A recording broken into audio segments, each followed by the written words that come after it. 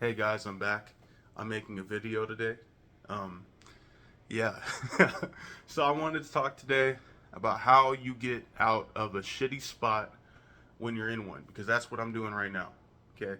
I'm not in the worst spot ever, but it could be a lot better. So I'm gonna assume that you're like 90% of the people watching this video, and your situation's kind of like mine, and that you can control it, and that there are things that you are negating to account for that you don't realize you're negating to account for. So I think the main reason people get into those spots and stay in those spots is because of bad mindsets, victim mindsets, woe is me mindsets.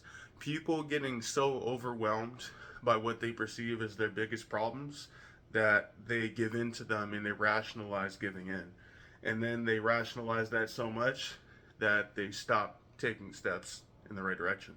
So the reason I say this is because I've noticed this with a lot of people. The people who don't succeed, it usually isn't because of their background. It usually isn't because of their circumstances.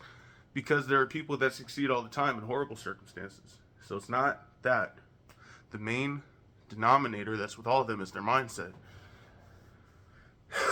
Woe is me mindset. What people tend to do is they will be bogged down by a couple events. They will have some things happen in their life. They will develop some limiting beliefs. And then all of a sudden, they start slowing down. They build this cycle to where they recompound those limiting beliefs. And then they get to a point to where those limiting beliefs are so big that they don't even go anymore.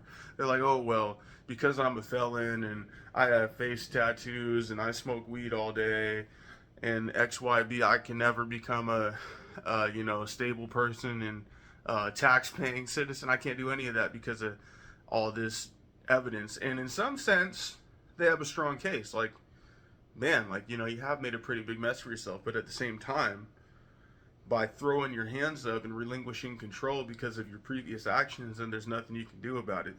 So if you were to break it down and say, well, if I got the tattoos lasered off, if I figured out how to get the money to get it lasered off, so I worked a job for a little bit, if I had to work under the table for a little bit to get the money to get it lasered off, make a mental commitment to never get tattoos again, to commit to quitting drinking, to quitting smoking weed, then, obviously this stuff will take a little bit of time, but if you were to actually break it down and keep moving it forward, and you would get there instead of throwing your hands up and saying, "What was me?" So the biggest problem is not circumstance. It's not that you were put in a shitty situation, unless you're in Ukraine right now or you're in Iran and you're getting blown to shit. The problem is that you allow yourself to stay in the situation because you don't believe you can escape it, because you think your obstacles are too big, which they're not. They are not. And this leads me to my next point, which is reframing. So if you are in a situation to where things are meh, you feel like you don't have much control, but you can get around, you got food, you are doing all right, just not great, then this is what you got to do. So chances are you're dealing with depression, anxiety, maybe you're smoking too much weed, maybe you're drinking too much, maybe you're watching a little bit of freaky stuff when you shouldn't be, right? If you want to overcome all those things, you have to learn reframing. So what reframing is when you're in that headspace where you're thinking, man, I wasted the last 2 years of my life fucking off, and now I'm 22 and I don't know what to do. What you do is you say, okay, well, I'm going to get out of this negative mindset. I'm going to take a deep breath, clear out all that energy. It might linger, who cares? And then you're going to say, what are all the positive things that I can focus on? What are the things that I can take control of? And if you're going to be honest with yourself, if you're in the situation 90% of people are, which I know you probably are because statistics don't lie, you're going to realize that, oh shit, I can go get a job that pays 24 an hour, 21 an hour, and I can save that money and, easier get out of that spot. I can start a workout regimen, and while I might not be deadlifting 500 pounds in the first 2 weeks, I will get a little bit stronger than before. Reframe. When you're getting real negative, shift your frame. You just have to. It's the only option you have, because no one's going to come in and just, say, hey, but, I'll lift the weights for you. I'll do the lifting, and all of a sudden you'll be able to lift it. I'll talk to the girls for you. I'll make the money for you. I'll get out of the house for you. Okay, no one's going to do that. So you got to do it. You got to reframe and say, oh, man, how can I get out of this, this depression? I mean, I know people get mad at you for downplaying these things and acting like depression isn't real. But if you're not going to take medication and you're not going to get better anytime soon, then what other option do you have? Let's say this was before SSRIs were made. Are you just going to throw your hands up and just let the fucking waves of life hit you until you break, or are you going to get up and do something? See, this is the decision you have to make. You have to reframe, because ultimately you have to make a decision, and you can either make the shittiest decision in your life and say, oh, well, everything's all fucked up and I'm just going to let it burn, when you're like probably in your mid-20s, meaning you have 50 more years of your life. Doesn't make sense, does it? Or you can reframe, take your losses, you wasted a couple years, reconsolidate and get back on track. So that's what you got to do, okay?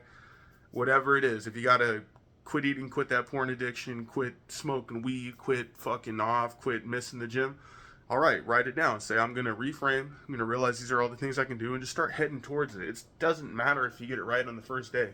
All that matters is you stay consistent. So this is step 3. You have to remember. And you only have to remember one thing. Well, 2 things. You have to remember you're reframing, and you have to remember why you're doing it. So in a sense, it's mindfulness. Remember that you have to reframe and remember why you're doing it. So every morning when you wake out of bed, because weeds are like problems, they come in and they grow. You got to pluck them out every morning. So you have to do this every morning, every afternoon, every dinner, because, throughout the day you get fatigued. I feel like shit. I want to leave early. I want to not do the workout. You got to reframe again. Say, okay, well, I feel like shit. What can I do now? So you have to remember it. It's the one thing you have to do. You just have to remember every day. Just remember. Reframe. Okay? Remember that. And then when you don't feel like reframing, then you have to remember the purpose. And you have to remember that every day. For me, it is for my family and to be my best self. Okay, I believe that there is something greater in the human cobblestone, which is my body, and my soul seeks to mark its print, its fingerprint, its image into this cobblestone, which is me now. Okay, that's my reason. You have to remember yours, because there will come a point to where you remember to reframe and you just don't want to do it either way, and you will crack if you don't. So you got to remember. So it's simple as that. Recognize, reframe, and remember. It's the 3 R's. Recognize, reframe, remember. There you go. This is my first video, but hopefully it was good. So I'll keep uploading. I'm going to do the gym series. I'm doing a cut right now, so I'm trying to upload every day. So, yeah. Y'all do good. Amen. Bless y'all. Oh, yes.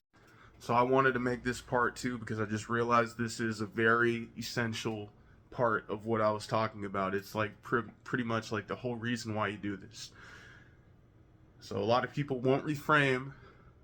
I've already kind of gone over this, but a lot of people won't reframe because they are so stuck. They have been fucked off for, so long, which is only an insignificant part of their small lives, that they can't do anything.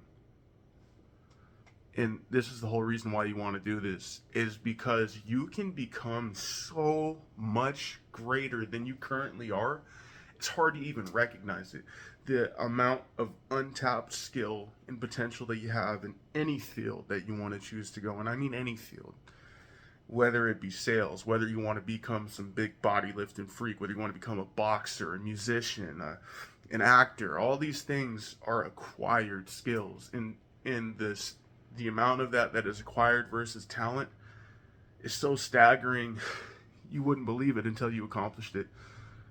So I'm telling you that you can probably do whatever you're wanting to set out to do. it probably lays within you, and it probably does for a reason, because you want to do it. And I'm telling you that the amount that you can change is so staggering you wouldn't even believe it. But you have to reframe to get there. You see what I'm saying? You have to come out of the frame of the victim, of the person you are now, because that's what it is. It's a frame. It's a box. That's water goes into the box and it becomes the shape. Change your box, because you are the water, right?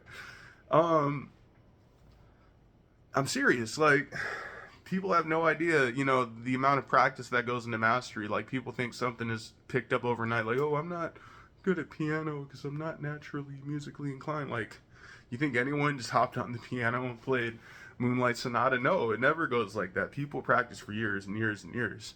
But this is the good part, is if you're watching this video, you probably have those years. You probably are 22, 25, maybe 30. Even if you're 40, Abraham Lincoln didn't start until he was 50. You have time. You just have to reframe this. But this is the thing, you have to remember, like I said, the 3 R's. Recognize, reframe, and remember. Just remember, and you can change, but you got to do it every day, because they're weeds. So that's what I wanted to make you aware of, your potential. I'm not just saying this to say this. Everyone says this, but it's true. You could master guitar. You could master acting. You can, whatever the fuck you want. Just whatever you want. Just reframe. Just, what was it? Recognize, reframe, remember. Recognize, reframe, remember. Just do it. I promise you, you'll be good.